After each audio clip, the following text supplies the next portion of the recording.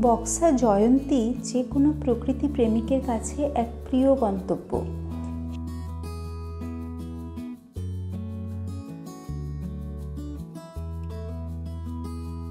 শীতের শুরুতেই কিশোরী মেয়ের মতন তীর তীরে উচ্ছল জয়ন্তী নদীর তন্নি চপলতা আর শুকনো রিভার বেডে নুড়ি পাথরের ওপর দিয়ে পথ চলা এক অনন্য অনুভূতি।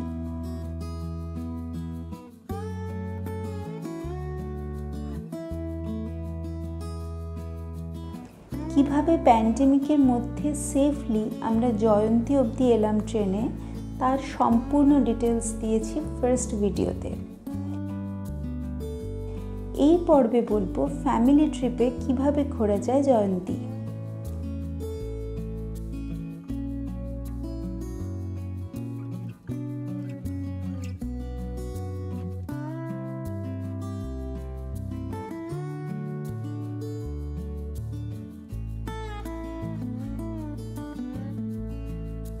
আপনি যদি নতুন হন এই চ্যানেলে, প্লিজ সাবস্ক্রাইব করুন এবং বেল আইকনে ক্লিক করতে ভুলবেন না। প্রথমে গেলাম নিউ আলিপুরদুয়ারের নেচার ইন্টারপ্রিটেশন ক্যাম্পে। এখানে বক্সা থেকে পাওয়া বিভিন্ন প্রাণী, পাখি ইত্যাদির মডেল ও দেহাংশ এবং উপজাতিদের ব্যবহৃত জিনিসপত্র রাখা আছে বিবরণ সমেত। ভেতরে ছবি তোলা নিষিদ্ধ। এরপর জয়ন্তী পৌঁছে হোটেলে ঢুকে ফ্রেশ হয়ে সেদিনই গাড়ি নিয়ে যাওয়া যায় মহাকাল মন্দিরের পথে। গাড়ি থেকে নেমে হালকা ট্রেক করে ছোট এবং বড় মহাকাল মন্দিরে পৌঁছানো যায়।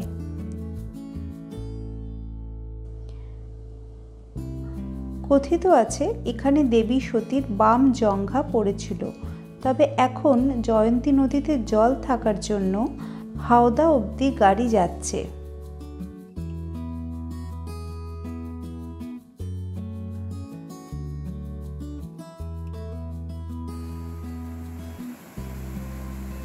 এক পাশে পাহাড় এবং আরেক পাশে ঘন অরণ্য, তার মাঝ দিয়ে বয়ে চলা জয়ন্তী নদীর সৌন্দর্য দেখেই কেটে যায় একবেলা।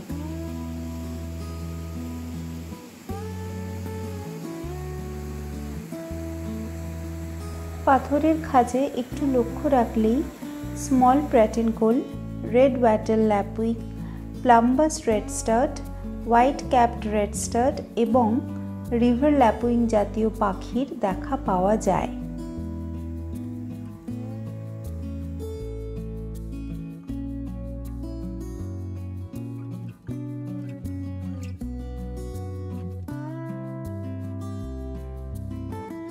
বিকেলে গাড়ি নিয়ে পৌঁছানো যায় চুনিয়া ওয়াচ টাওয়ার। ভাগ্য ভালো থাকলে জঙ্গলের পথে গ্রেট ইন্ডিয়ান হর্নবিল এবং পায়েড হর্নবিলের মতন রাজসিক পাখি এবং ওয়াচ টাওয়ারে উঠলে হাতির দর্শন পাওয়াও সম্ভব। জয়ন্তীর জঙ্গল খুব সুন্দর। শাল গাছের সবুজ ঋজুতা দেখে সত্যি মন ভালো হয়ে যায়।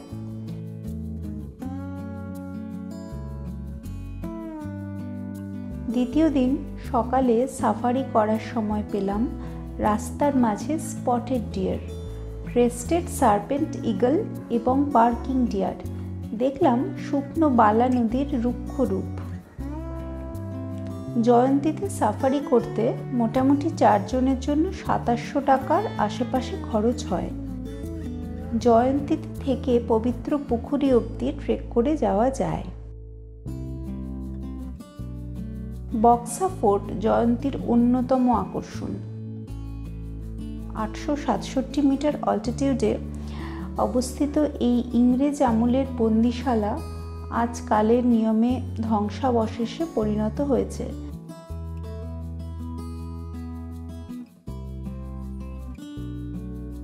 তাও ট্রেক করে এই পথে যাওয়ার আনন্দই আলাদা।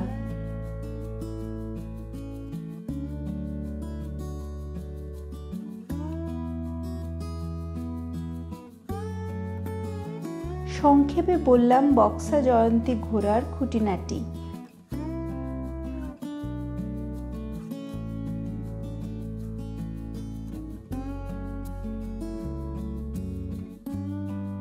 পরের পর্বে আসছি প্রজাপতির সন্ধানে কিভাবে এক্সপ্লোর করলাম বক্সা সেই গল্পের ডিটেলস নিয়ে। যদি ভিডিওটি ভালো লেগে থাকে তাহলে লাইক করুন এবং আমাদের জানান কেমন লাগছে বক্সার এই সিরিজ। ফেসবুক, ইনস্টাগ্রাম এবং টুইটারেও ওয়াইল্ড ইন্ডিয়া ট্রাভেলসকে ফলো করুন।